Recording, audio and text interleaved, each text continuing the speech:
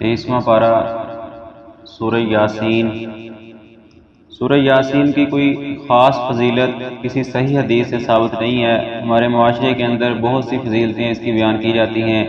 یہ قرآن کا دل ہے، مردے کے انسان کے موت کے وقت اس کے پاس پڑھی جائے، اس طرح کی کئی ایک فضیلتیں بیان کی جاتی ہیں، لیکن سب احادیث ضعیف ہیں۔ کسی صحیح حدیث سے اس کی کوئی خاص فضیلت ثابت نہیں ہے۔ جس طرح سارے قرآن کی فضیلت ہے، اسی طرح سورہ یاسین کی بھی فضیلت ہے۔ اعلان کیا ہے سورت میں آخرت کے کہ اعلان اللہ تعالیٰ کا، اس کے بارے میں اللہ تعالیٰ نے بیان کیا وَامْتَعْضُوا الْيَوْمَ أَيُّهَا الْمُجْرِمُونَ، قیامت کے دن اللہ تعالیٰ اعلان کریں گے اے مجرموں الگ ہو جاؤ۔ اللہ تعالیٰ مجرموں کو پہلے ہی الگ کر لیں گے اپنے اعلان کے ساتھ، اس کا اس کے اندر تذکرہ کیا، اور پھر کہا کہ الْيَوْمَ نَخْتِمُ عَلَىٰ أَفْوَاهِهِمْ، قیامت کے دن ہم ان مجرموں کے منہوں کے اوپر مہریں لگا دیں گے، تاکہ یہ دنیا کے اندر اپنی صفائیاں زبان سے بیان کر لیتے تھے، لیکن قیامت کے دن اللہ کی عدالت میں نہیں کر سکیں گے۔ ان کے منہوں کے اوپر مہر لگ جائے گی، ان کے ہاتھ گواہی دیں گے اور ان کے پاؤں گواہی دے گے کہ ہاتھوں سے کیا کیا کرتے تھے اور پاؤں کے ساتھ کہاں چل کے جایا کرتے تھے۔ ہاتھ اور پاؤں خود بول کے گواہی دیں گے، جس طرح اللہ تعالیٰ نے زبان بھی ایک گوشت کا ٹکڑا ہے، اس کو بولنے کی صلاحیت دی ہے، اللہ تعالیٰ ہاتھوں اور پاؤں کو بولنے کی صلاحیت دیں گے، وہ بول کے گواہی دیں گے۔ سورۃ الصافات کا آغاز ہوتا ہے۔ آغاز میں اللہ تعالیٰ نے کچھ قسمیں اٹھائی فرشتوں کے بارے میں، صف بنانے والے فرشتوں کی قسم، ڈانٹنے والے فرشتوں کی قسم، اللہ کا بہت زیادہ ذکر کرنے والے فرشتوں کی قسم۔ آگے کہا کہ ان الہکم لواحد، بے شک تمہارا الہ صرف ایک اللہ ہے۔ اگر اتنی بڑی مخلوق، اتنی مضبوط، اتنی طاقت والی وہ ایک اللہ کی پابند ہے، تو اے انسان تجھے غیروں کی طرف جانے کی ضرورت نہیں ہے، تو بھی صرف ایک اللہ کے سامنے کھڑا ہو جا، کسی اور کی طرف مت جا۔ پھر اللہ تعالیٰ نے مشارق کا تذکرہ کیا کہ رب المشارق، وہ اللہ جو مشرقوں کا رب ہے۔ تو مشرق ہمارے ہاں تو ویسے ایک تصور کی جاتی ہے سمت، لیکن یہاں اللہ نے مشارق جمع بولی، تو مفسرین لکھتے ہیں کہ یہ سورج کے ساتھ اس کا تعلق ہے کہ سورج سردیوں گرمیوں میں مختلف جگہوں سے نکلتا ہے، اور جیسے جیسے وہ سردی سے گرمی کی طرف جاتا ہے تو ایک ایک دن کی ہر الگ جگہ اس کی طلوع ہونے کی ہوتی ہے، تو ہر جگہ طلوع ہونے کی الگ شمار کی جائے تو کئی ایک مشرقیں بن جاتی ہیں، اور آگے جا کے مشارق اور مغارب دونوں لفظ اللہ نے بولے، رب المشارق والمغارب۔ تو غروب ہونے کی کیفیت بھی ایسے ہی ہے، اور طلوع ہونے کی روزانہ کی کیفیت بھی چینج ہوتی ہے، تو اس لحاظ سے مشارق بولا کہ مشرقوں کا رب اور مغربوں کا رب۔ ستاروں کے فوائد بیان کیے کہ ستارے آسمان کی زینت ہیں، اور جب سرکش جن آسمان کی طرف جاتے ہیں تو ان کو ٹوٹ کر اللہ تعالیٰ کی طرف سے پڑتے ہیں یہ ستارے، اس لیے اللہ تعالیٰ نے بنائے ہیں۔ ان لوگوں کا تذکرہ کیا جن کے سامنے لا الہ الا اللہ کا ذکر کیا جاتا ہے، لیکن آگے سے وہ تکبر کرتے ہیں۔ ان کو کہا جاتا ہے کہ لا الہ الا اللہ پڑھو، اس کو مانو، یستکبرون، وہ تکبر کرتے ہیں۔ تکبر کا مطلب ماننے سے انکار کر جاتے ہیں۔ صحیح مسلم کی حدیث ہے کہ حق بات کو سمجھ کر نہ ماننا یہی تکبر کی علامت ہے۔ وہ تکبر کر جاتے ہیں، کل قیامت کے دن اللہ کی عدالت کے کٹہرے میں کھڑے ہوں گے۔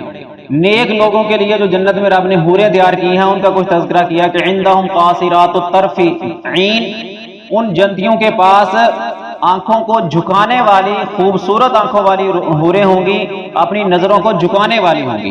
کأنہن بیض مکنون، گویا کہ وہ چھپائے ہوئے انڈے کے اندر جھلی ہوتی ہے، اس کی طرح نرم و ملائم ہوں گی۔ یہ ان عورتوں کا تذکرہ کیا۔ یہاں ایک صفت ان کی بیان کی کہ وہ آنکھوں کو جھکانے والی ہوں گی، لیکن آج مرد آنکھوں کو نہیں جھکاتے۔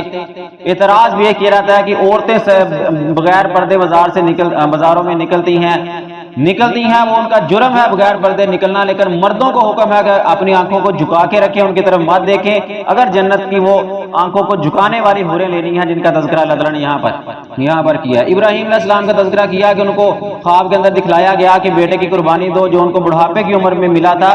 تو جب وہ اپنی اس آزمائش میں پورا اترے تو بیٹے کو ذبح کرنے کے لیے لٹا لیا، تو اللہ نے پھر ان کو وَفَدَيْنَاهُ بِذِبْحٍ عَظِيمٍ، اللہ کہتا ہے ہم نے ان کو ایک عظیم ذبیحہ فدیے کے طور پر دیا، انہوں نے اس مینڈے کو ذبح کیا، بیٹے کی آزمائش پہ پورا اتر آئے، تو پھر ہم نے اس قربانی کو آگے آنے والی نسلوں کے لیے جاری کر دیا۔ آج ہم جو عید الاضحیٰ کے اوپر قربانی کرتے ہیں، وہ وہی ابراہیم علیہ السلام کی سنت ہے، جو بیٹے کو ذبح کرنے لگے تھے، اللہ نے ان کو بچا کے ذبیحہ بھیج دیا تھا۔ اس کے بعد تذکرہ کیا ایک اور پیغمبر کا تذکرہ کیا یونس علیہ السلام کا، کہ جب وہ مچھلی کے پیٹ میں تھے تو انہوں نے اللہ کو پکارا تھا، بھاگ کر گئے مچھلی میں پہنچ کے کشتی سے سمندر میں پھینکے گئے، تو کیا اللہ تعالیٰ کہتے ہیں اگر یہ وہاں پر تسبیح بیان نہ کرتے، اللہ کی حمد بیان نہ کرتے، لا الہ الا انت سبحانک انی کنت من الظالمین، یہ نہ پڑھتے تو قیامت تک مچھلی کے پیٹ میں پڑے رہتے، اللہ ان کو نہ نکالتا۔ یعنی مشکلات سے نہ نکلنے کی وجہ اللہ کی طرف رجوع نہ کرنا ہے۔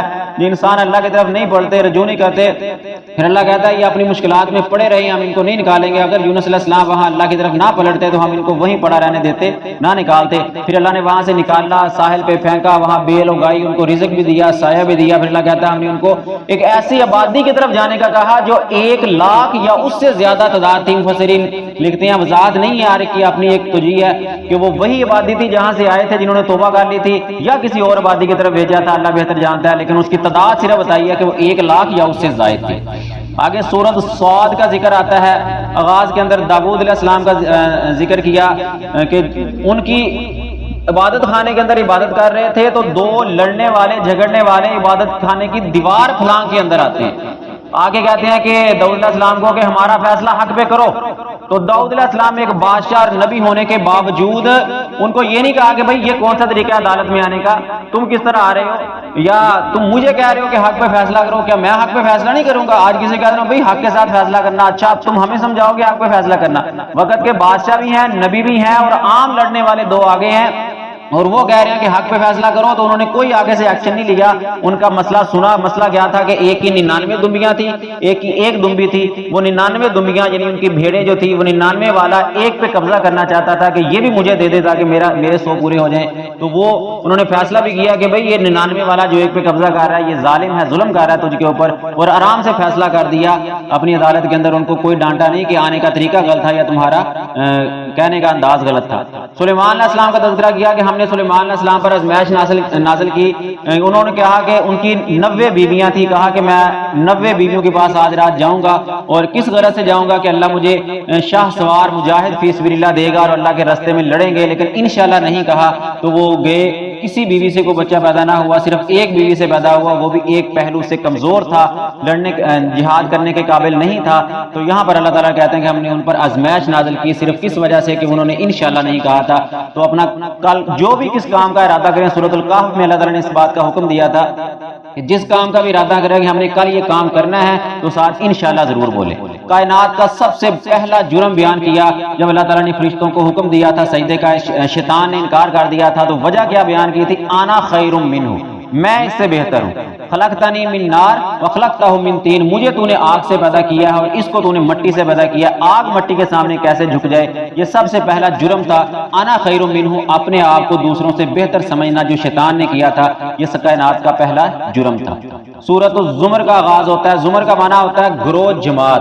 آگے کل والے پارے میں یہ سورت آئے گی، کچھ حصہ اس پارے میں ہے، تو اس کے اندر تذکرہ آئے گا جماعت کا، ایک جہنم کی طرف جانے والی جماعت، جنت کی طرف جانے والی جماعت، اس کے نام پہ اس کا نام سورۃ الزمر رکھا گیا۔ شروع کے اندر اللہ تعالیٰ نے شرک کا سبب بیان کیا کہ مشرکوں کی دلیل کیا ہوتی ہے، وہ کہتے ہیں کہ ہم ان کی غیر اللہ کی عبادت نہیں کرتے صرف اس وجہ سے لیقربونا الی اللہ، یہ ہمیں اللہ کے قریب کرتے ہیں، ایک سیڑھی کا کام دیتے ہیں، ہم اللہ کی طرف ڈائریکٹ نہیں جا سکتے۔ اس کا اللہ تعالیٰ نے رد کر دیا کہ بھائی اللہ کو کسی سیڑھی کی ضرورت نہیں ہے، اور آج بھی ہم کیوں سیڑھیاں لگائے پھرتے ہیں؟ ڈائریکٹ اللہ سے ہم مانگ سکتے ہیں۔ انسان کی عادت بیان کی کہ انسان کی عادت یہ ہے کہ جب اس کو کوئی تکلیف پہنچتی ہے تو بھاگا بھاگا اللہ کی طرف آتا ہے، ہاتھوں کو اٹھاتا ہے، روتا ہے، گڑگڑاتا ہے، اور جب اللہ تعالیٰ نعمت اس کے اوپر کر دیتا ہے تو پھر اللہ کو ایسے بھول جاتا ہے جیسے اس کے اوپر کبھی آفت آئی نہیں تھی، پھر اللہ کے سامنے آتا ہی نہیں ہے، بالکل اللہ تعالیٰ کو بھول جاتا ہے۔ پھر اللہ تعالیٰ نے جاننے والے اور نہ جاننے والوں کے بارے میں کہا کہ هل يستوي الذين يعلمون والذين لا يعلمون، کیا جاننے والے اور نہ جاننے والے برابر ہو سکتے ہیں؟ اے عقل والوں غور و فکر کرو، اس کے اندر ایسے نہیں ہو سکتا کبھی بھی کہ جاننے والے اور نہ جاننے والے برابر ہوں۔ متقی لوگوں کا ٹھکانہ جنت کے اندر جو ہے اس کے بارے میں بتایا کہ ان کو بالا خانے ملیں گے، ڈبل بلڈنگ ملے گی، اور ان کے اوپر پھر ایک بارہ خانہ ہوگا، اور اس پوری محل کے نیچے سے نہریں بہ رہی ہوں گی۔ اس قدر خوبصورت منظر ہوگا کہ ڈبل ٹرپل بلڈنگوں والے محلات، اور ان محلات کے نیچے سے نہریں، دنیا میں کوئی ایسا انجینئر نہیں بنا سکتا کسی محل کے نیچے سے نہر بہ رہی ہو۔ تو تو نہر کے اوپر محال تیار کر دینا یہ جنتیوں کے اندر متقی لوگوں کے لیے اللہ تعالیٰ نے تیار کیے ہوں گے۔ پھر بیان کیا کہ کچھ لوگ ایسے ہیں جن کو اللہ تعالیٰ نے اسلام کی سمجھ دی ہے، ان کے دلوں کے اندر روشنی اور روشنی، ڈبل روشنی ہے ان کے لیے اسلام کی سمجھ کی وجہ سے، اور وہ جو اللہ کے ذکر سے بھاگتے ہیں ان کے دل سخت ہو چکے ہیں، ان کے دلوں کے اندر اللہ کا ذکر آتا نہیں ہے یا ان کا دل ہی نہیں مانتا اللہ کا ذکر کرنے کو، ایسے لوگ کھلی گمراہی کے اندر ہیں، ان کو کھلی گمراہی قرار دیا سخت دلوں کی وجہ سے۔ آخر میں اللہ تعالیٰ نے بیان کیا کہ اے نبی انک میت و انہم میتون، اے نبی تو بھی وفات پانے والا ہے اور یہ سارے لوگ باقی وفات پانے والے ہیں۔ یہ سورۃ زمر کی 30 نمبر آیت ہے، واضح دلیل ہے اس بات کی کہ نبی وفات پا چکے ہیں، ان کی وفات میں کوئی شک نہیں ہے۔ اگر آج لوگ طرح طرح کی باتیں بناتے ہیں تو ان کے اوپر بے شمار سوالات اٹھتے ہیں، کیا صحابہ نے نبی صلی اللہ علیہ وسلم کو نعوذ باللہ زندہ قبر کے اندر دفنا دیا؟